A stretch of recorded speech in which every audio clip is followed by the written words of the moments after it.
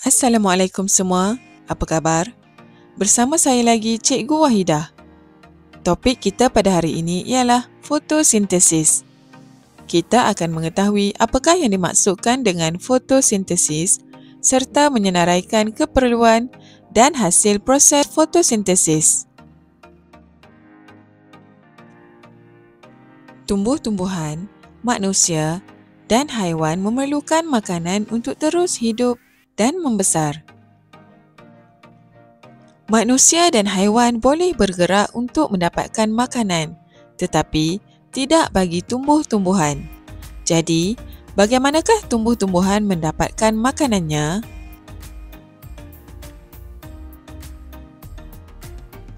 Tumbuhan mendapatkan makanan melalui proses fotosintesis. Apakah yang dimaksudkan dengan proses fotosintesis?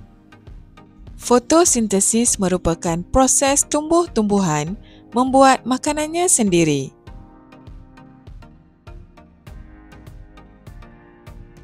Terdapat 4 keperluan proses fotosintesis.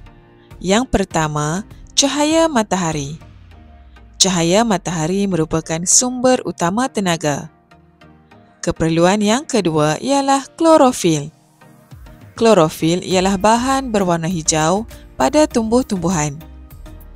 Tumbuh-tumbuhan yang bukan berwarna hijau juga boleh melakukan proses fotosintesis sekiranya mempunyai klorofil. Keperluan yang ketiga ialah karbon dioksida.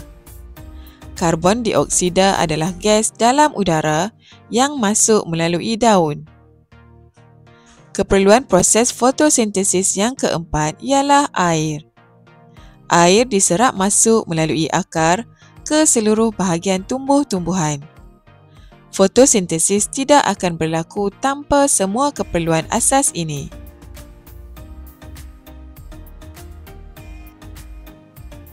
Semasa proses fotosintesis, klorofil menyerap cahaya matahari dan menukarkan karbon dioksida serta air kepada glukosa dan oksigen.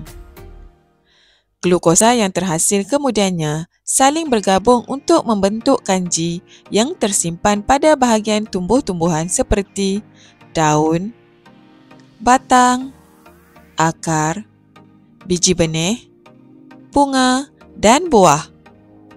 Glukosa merupakan komponen asas yang membentuk kanji dalam satu kelas makanan yang dikenali sebagai karbohidrat.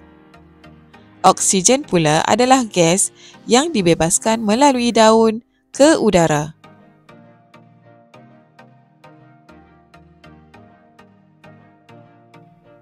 Gerak balas terhadap rangsangan membantu tumbuh-tumbuhan mendapatkan keperluan untuk menjalankan proses fotosintesis. Tumbuh-tumbuhan sentiasa melakukan proses fotosintesis untuk membolehkannya menghasilkan makanan sendiri. Hasil fotosintesis juga dapat memberikan manfaat kepada hidupan lain dan alam sekitar. Mengapakah fotosintesis penting kepada hidupan?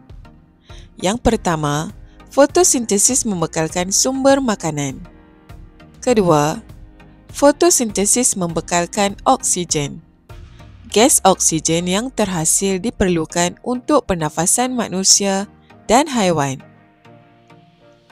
Yang ketiga, fotosintesis dapat mengekalkan keseimbangan udara di alam ini.